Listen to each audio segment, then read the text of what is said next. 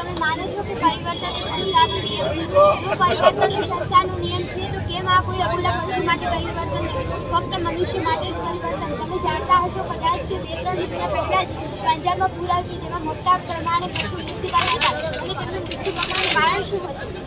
તો તેમનું મૃત્યુ પામવાનું કારણ હતું કે તેઓ પરંપરાગત પદ્ધતિના દરિયાથી બંધાયેલા હતા. અને આવું એક વાર નથી થતું, પરંતુ અનેક વાર થાય છે. વાવ સિસ્ટમમાં 200 થી 300 પશુઓ મૃત્યુ પામ્યા હતા. અને 1 વર્ષ પહેલાની વાત કરીએ તો ગામ ખાડિયા તાલુકો કાંકરેજમાં પણ મૃત્યુ પામ્યા હતા. અને તેથી તો વધુ ભૂતકાળમાં જઈએ તો આપણા ધાનેરા તાલુકામાં 15-17માં પણ મોટા પાયે પશુ મૃત્યુ પામ્યા હતા. મનુષ્ય માટે કેટલા વર્તનો થઈ રહ્યા છે? 2G, 4G, 5G, 6G અને હવે તો AI નો જમાનો આવ્યો છે.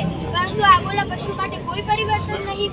તો ફક્ત આપણે પરંપરાગત પદ્ધતિને છોડીને આધુનિક ખીલોને અપનાવી શકીએ. એના માટે મેં આધુનિક ખીલો લઈને આવી છે. અને સાહેબે વાત કરી હતી કે ભારત દેશ આત્મનિર્ભર બનવો જોઈએ. જો ભારત દેશને આત્મનિર્ભર બનાવવો હશે તો પહેલા ખેડૂતોને આત્મનિર્ભર બનાવવો પડશે. 70% લોકો ખેડૂતો છે. જેને આપણે આત્મનિર્ભર બનાવશું તો જ ભારત દેશ આત્મનિર્ભર બની શકશે. અને જો તેઓ જ આત્મનિર્ભર નહીં હોય તો ભારત દેશ આત્મનિર્ભર બનશે કઈ રીતે? એટલા માટે અમે આધુનિક ખીલો લઈને આવી છે જેથી પશુઓ પોતાનો જીવ આપમેળે બચાવી શકે છે. આ અમારો આધુનિક ખીલો છે. અને જ્યારે આ પાણીની ઠંડકતા લાકડાની ઘનતા ઓછી હોય છે એટલે મતલબ કે લાકડું પાણીમાં તરવાનું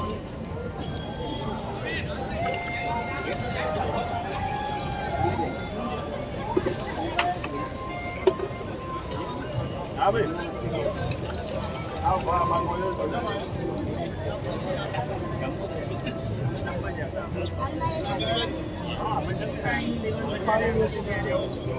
તો કદાચ એક જ પશુ માટે છે. આપણે બધી પ્રમાણનો પશુ હોય તો કઈ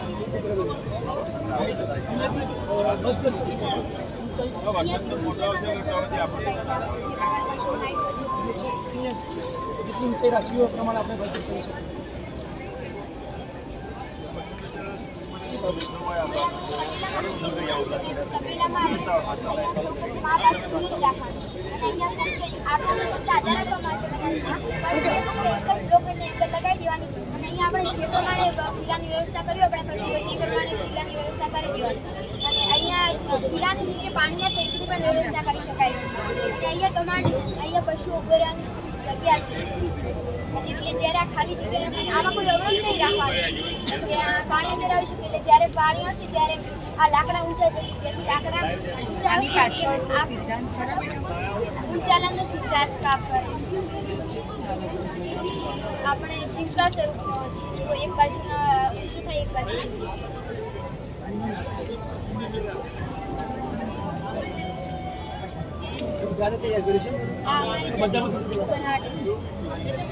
આમાં કોઈ પણ જાતની વિદ્યુત ઉર્જા પણ નથી.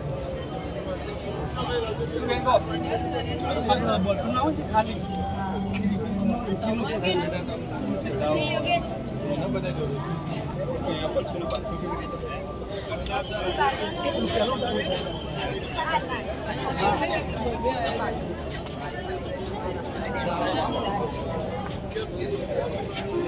તેની હાઈટ કરતા ઉભા રહે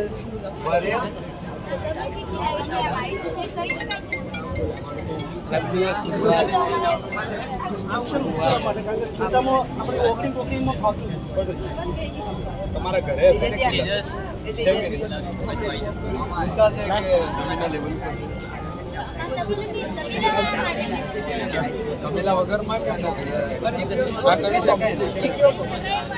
એ તો નીચે જ પણ આપણે લેવલ કરી શકીએ છીએ. આ તો ફક્ત અમે અમે તો એ જ જોઈશું ને કે આવું બનાવીએ અમે જઈને ઊંચું બનાવી દીધું પછી આમ થઈ જશે ને. હાઈટ પ્રમાણે સર આટલું જેટલું રાખ્યું છે તો કિલો તો યાર નીચે જ હોય ને.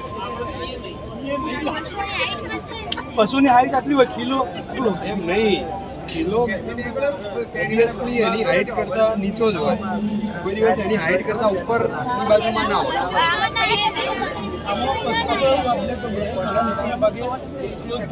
અંડરગ્રાઉન્ડ પાણીમાં ભરાય આ ભાગ થોડું બેલેન્સ કરવું પડે અમારે શક્ય નતું થાય સમય ઓછો મળે છે સમય બહુ જ મળ્યો છે. તાલુકા લેવલ વચ્ચે ના ના છે બહુ એટલે બહુ ટાઈમ આપ્યો છે.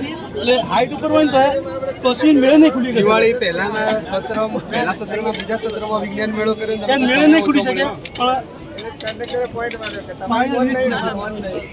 એ લેવલ કરવું પડે આ મૂકવાનું કેવી રીતે?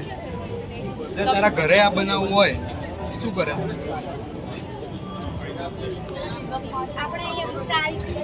અરે એને જો આના ઉપર આવી ગયું. તારા ઘરે બનાવવું છે, પાણી આવી ગયું, ઓટોમેટિક ખુલી જાય એવું, તો તું શું કરે? ફક્ત આ રીતે અહીંયા એક લોખંડની લાંબી એક બેલ લગાવી દેવાની અને પછી બંને બાજુ આ જે રીતે છે આ રીતે કરે. આ ટૂંકી છે પણ આવી લાંબી બનાવી દેવાની અને પછી આ રીતે બધી ખીલાની વ્યવસ્થા કરી દે. આ સ્ટેન્ડ નહીં ગોઠવે ચાલે કેમ કે આ અમે આધાર આપવા માટે બનાવ્યું છે.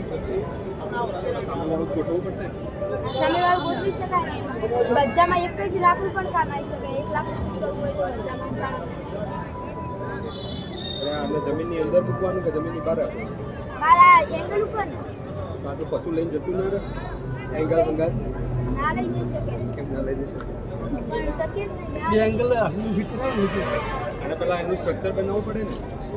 અને પહેલાંનું એવી વ્યવસ્થા હોવી જોઈએ કે પાણી આવે ત્યારે ઊંચું થાય ત્યારે આ નીકળી જાય. એટલે અમે આ બનાવ્યું છે બરાબર પણ તમારે એક્સપેરિમેન્ટ કરવાની જરૂર છે. હવે એના માટે આપણે એવું કહી તો ના શકીએ કે ફ્યુચરમાં ગમે ત્યારે એવી હોનારત સર્જાય ને તો તમારે પર્ટિક્યુલરલી એક એક્સપેરિમેન્ટ કરવો જોઈએ. પછી તમે પ્રૂવ કરી શકો કે મતલબ કે મારું જે કંઈક બનાવ્યું છે એ જાપાનમાં successful ટેકનોલોજી વપરાય છે છે. જાપાનમાં વસ્તુ એગ્રીકલ્ચરમાં હાલ ચાલુ છે એ ઓલ ઓફ વર્લ્ડમાં તો ટેકનોલોજી છે, હવે ચાઇનાની એડવાન્સ જ છે, પણ આપણે જે સમજાવીએ છીએ સામેવાળાને સમજ પડવી જોઈએ ને મોડેલની. બાકી મોડલ તો અત્યારે ઘણા જ મળે છે માર્કેટની અંદર, પણ આપણે એનું મિકેનિઝમ જ ખ્યાલ ના હોય તો એ મોડલનો કોઈ અર્થ રહેતો નથી. ઓકે આ તો ભાગ સાહેબ